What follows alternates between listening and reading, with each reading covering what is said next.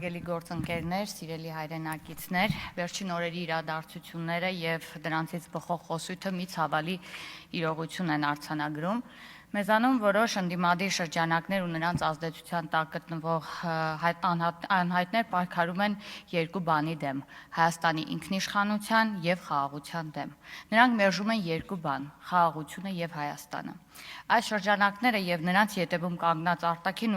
ուժերի կողմից Հայաստանի դեմ իրականացվող հիբրիդային հարձակումները, ապատեղեկատվությունն ու հակակարողությունը մանիպուլացրել են մեր քաղաքացիների որոշ հատվածի այն աստիճան, որ նրանք կարող են մերժել Հայաստանի Հանրապետության քարտեզը, համարել, թե իրենք այլ քարտեզ ունեն, համարել, որ Հայաստանը իրենց պետք չէ։ Իհարկե, սա ցավալի փաստ է, եւ սա ունի իր բացատրությունը եւ այդ բացատրությունը կրկին նույնն է։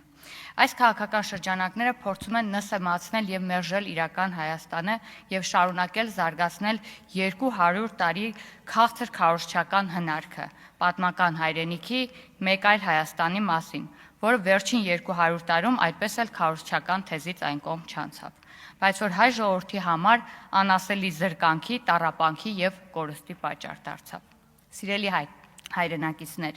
սակայն վերը նշվածով հանդերձ կա նաև ուրախալի փաստ։ Եվ մարզային, եւ Երևանյան այցերի ընթացքում մեր օրակարգը հասկացանք, որ պահանջված է մեր քաղաքացիների շրջանում։ Եվ ի հեճուկս ապատեղեկատվության այդ ահռելի ծավալների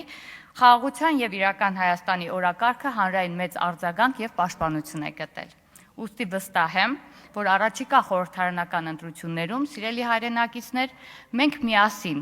հավերժ բացելու ենք խաղաղության եւ տնտեսական զարգացման դուռը, մեկընդմիշտ փակելով պատերազմի եւ զրկանքի դուռը։ Շնորհակալ եմ։